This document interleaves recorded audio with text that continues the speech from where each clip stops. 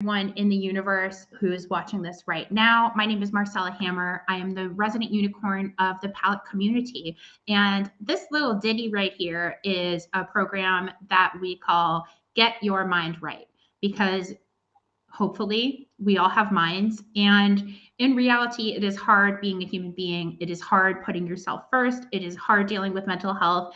And I like nothing more than discussing these difficult things with all of you, and with the incredible Marcella Catalano, who is my incredible guest today. She is such a good writer, such a good person, is an like just you're amazing. And I want you to tell everybody all about you. Marcella is the founder, co-founder, and executive director of Beyond My Battle. And hi, Marcella. Hi, Marcella. How's it going today, man? It's going. There's sunshine and the snow is starting to melt, so I'm in a decent mood. It's very windy outside today. And anytime we have a day like this, I like to say to myself and to anyone who will listen that the winds of change are blowing. And so maybe something is coming to us that we don't expect, in a good way only. Yeah, it is windy. You're right. It's very windy.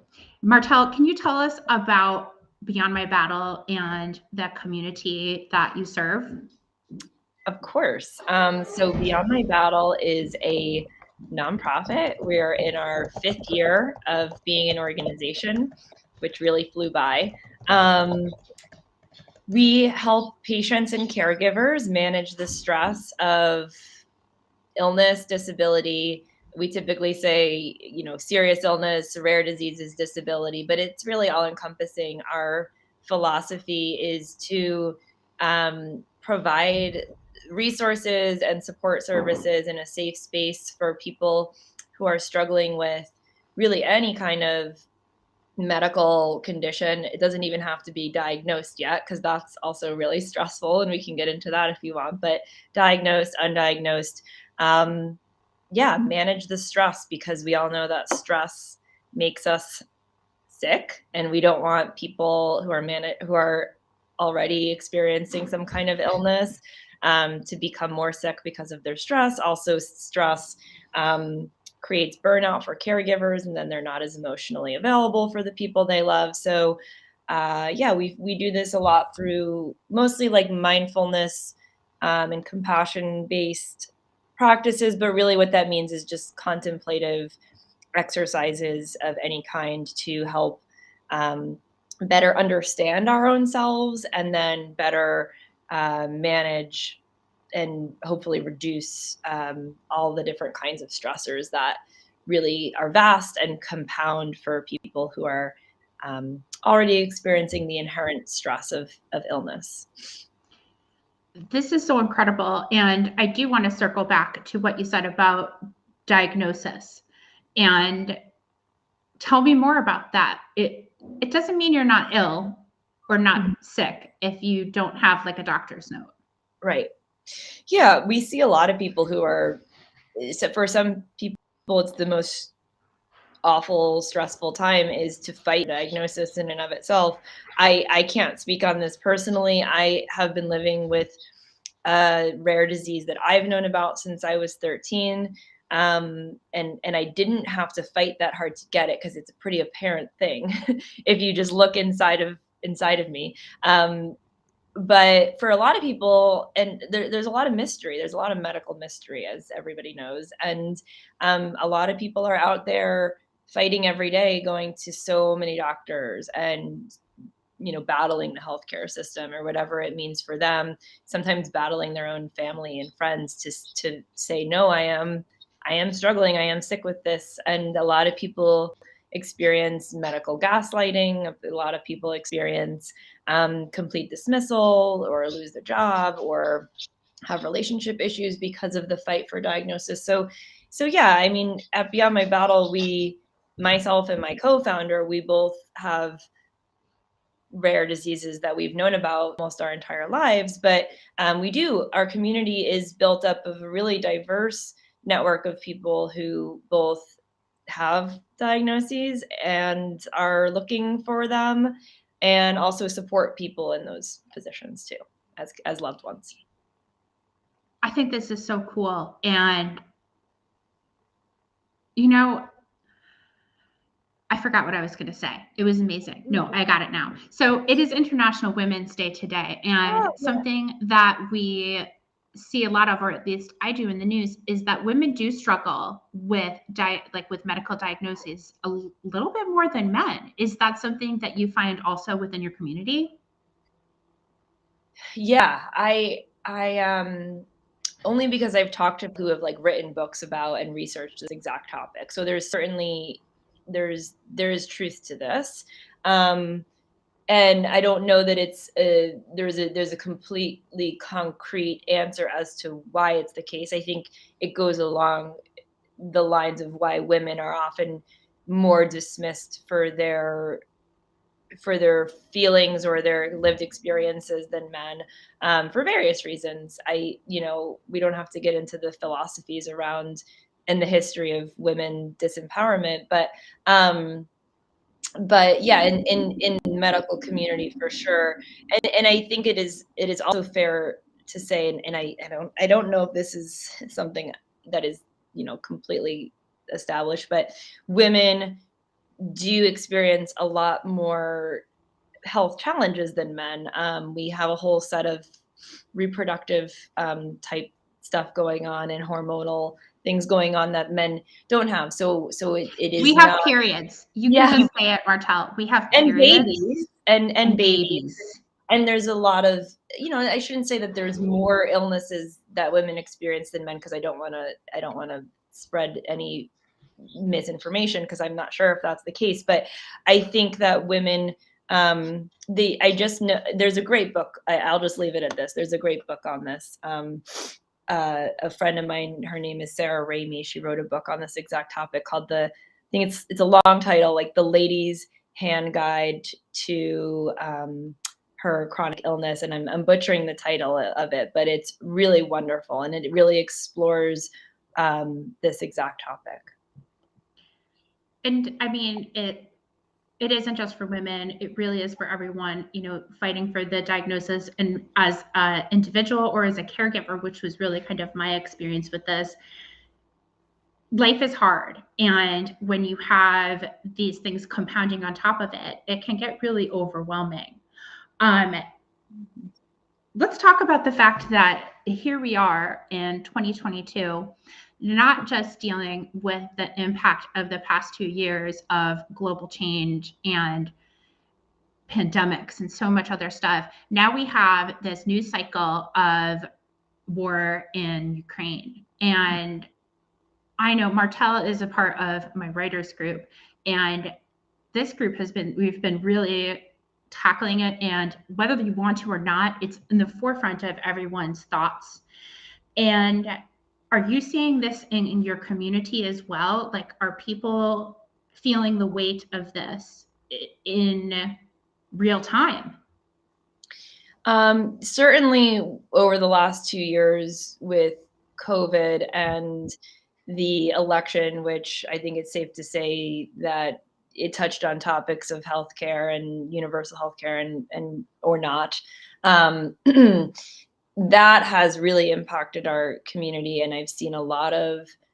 There's been a huge spectrum of emotions. I mean, the Ukraine situation is so recent that I don't think I could really accurately comment on whether that's weighing on people, but I think the news, I know the news cycle is weighing on every human being in such an incredible, like such a more significant way than it ever has before. It's just constant.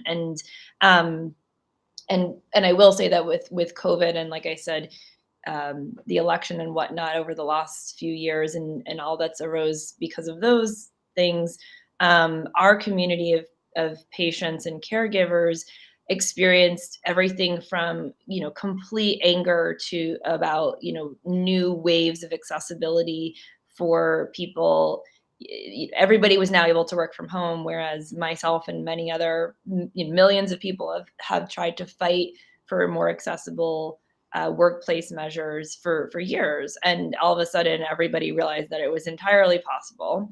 But that also brought in a sense of relief, and like maybe we're through this fight right now, right? Like, so there's anger, there was frustration, there was a sense of relief and hope, and then there was also of course, just like so much fear. I mean, the support services that we provide at Beyond My Battle, in the early, I wouldn't even say just in the early days, even into the, waves of people receiving vaccines or not.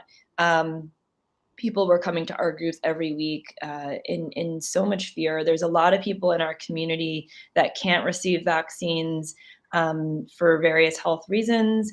A lot of people in our community who can and are still really vulnerable because, say, that they're organ transplant recipients, and we know that those folks are just more susceptible to viruses.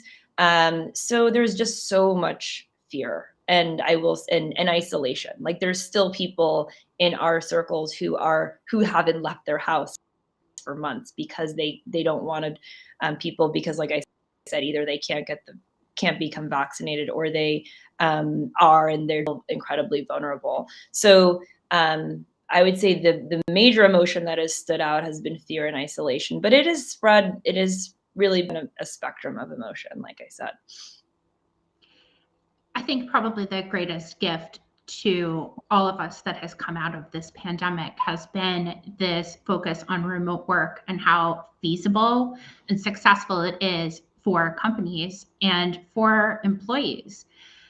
And it makes me think of all of these other technologies and things that have existed that were first utilized by like a community that is maybe not able-bodied, that have become part of our everyday lives. My fiance likes to use the example of text messages and how they're so commonplace. We're like texting. I'm like texting Marcel before this chat here. And those were developed for people within the deaf community. Is that right, Marcel? I can't speak to the deaf community specifically, but yeah, I think that's the reality. Like, is there comes a point in time where one thing transitions to something else, and we have to be, we can have emotions of anger or frustration about that, but the truth of anything evolving is that one day it's this thing, and then the next day it has to become this thing, and that's going to be the case. Like, we're experiencing that right now with masks. Like, one day there will have to just be a day where the masks come off, and that day has been recently here where we live, but in other places it's already happened, and we can't just expect that it's like there has to be a transition. There has to be a transition, and hopefully it's for the positive, right? Like, hopefully these transitions that we're witnessing are in the right direction. Of course, all of that is debatable, but yeah, I think it's really great that we've been able to witness and bear witness to this increase in accessibility through something that has been incredibly awful.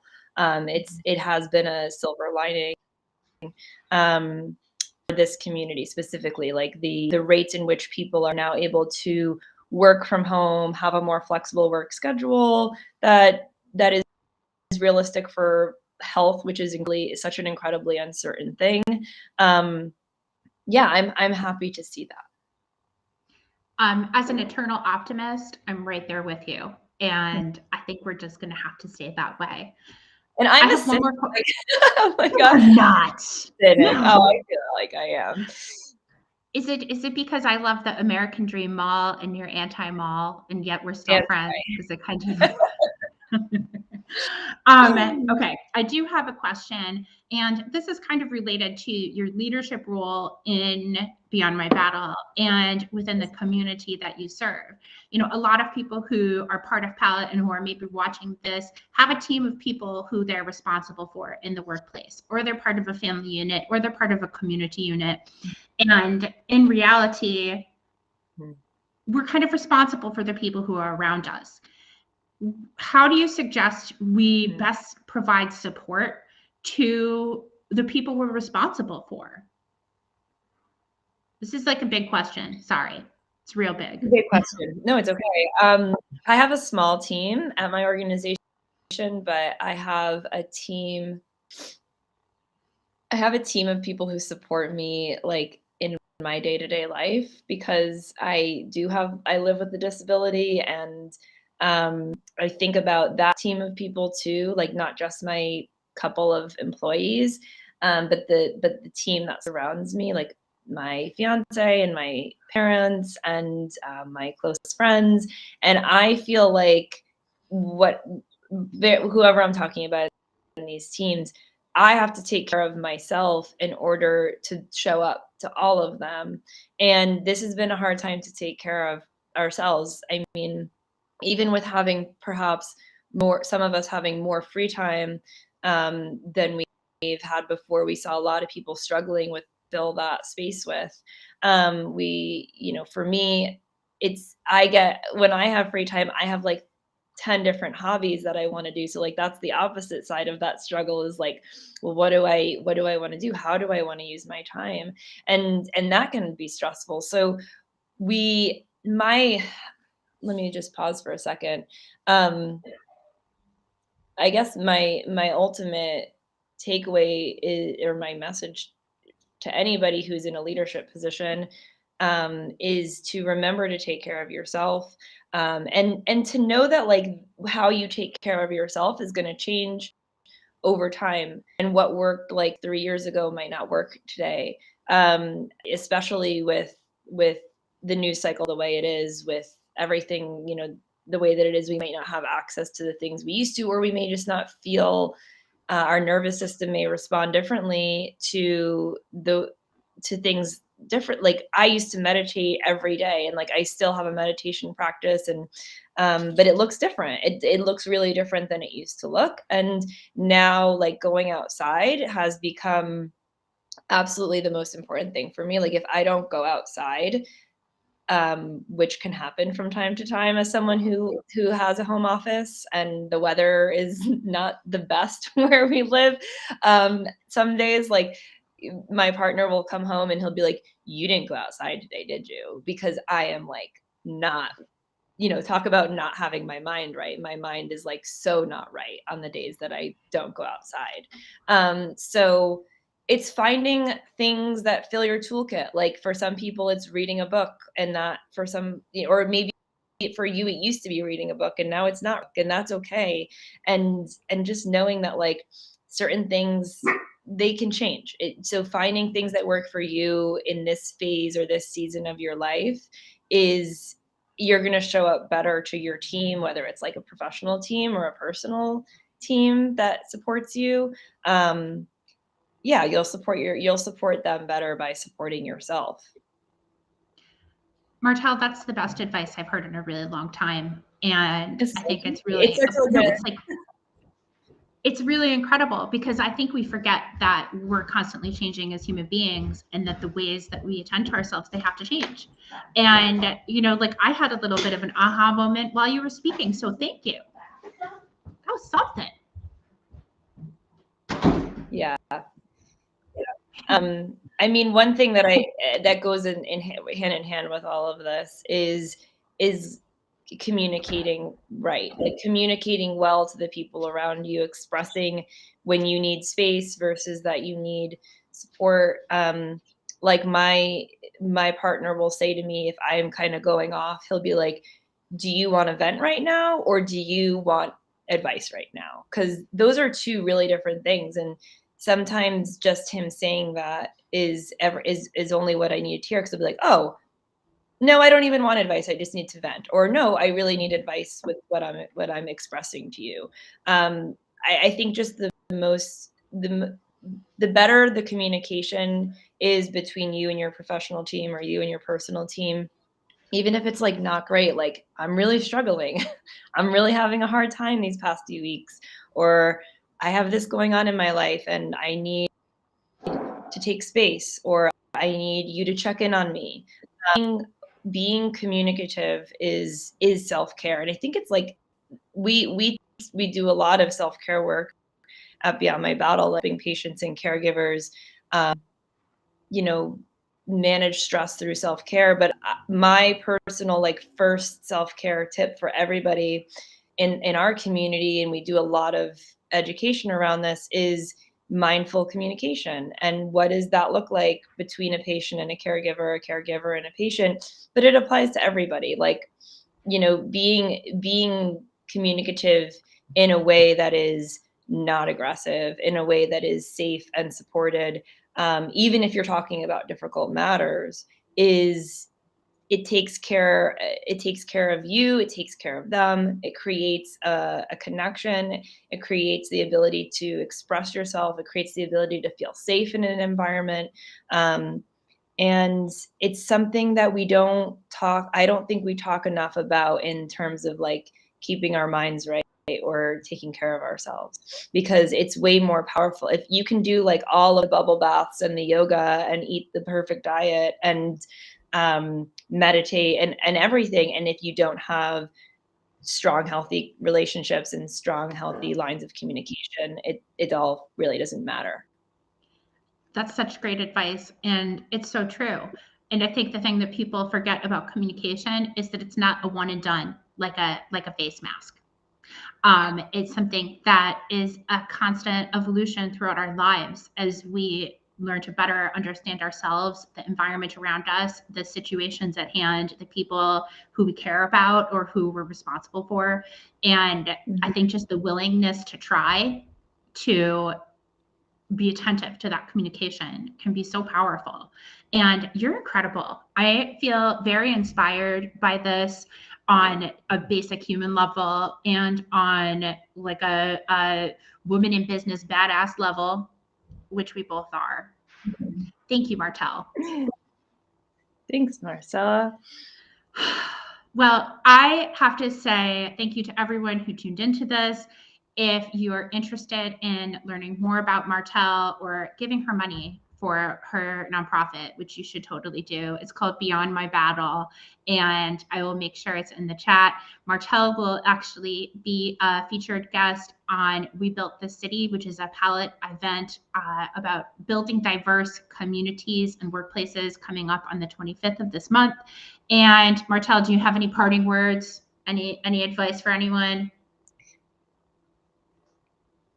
No, I'm looking forward to the panel later this month. I think we have we'll have a great conversation about. I would really just encourage anybody who manages a workplace, a workforce, a team of people, it's going to cover some really interesting topics that maybe don't get discussed that often or really need to be. I agree. Thank you, Martell. Enjoy the rest of your beautiful afternoon. And thank you, everybody. Come see us at Palette and take care of yourselves first.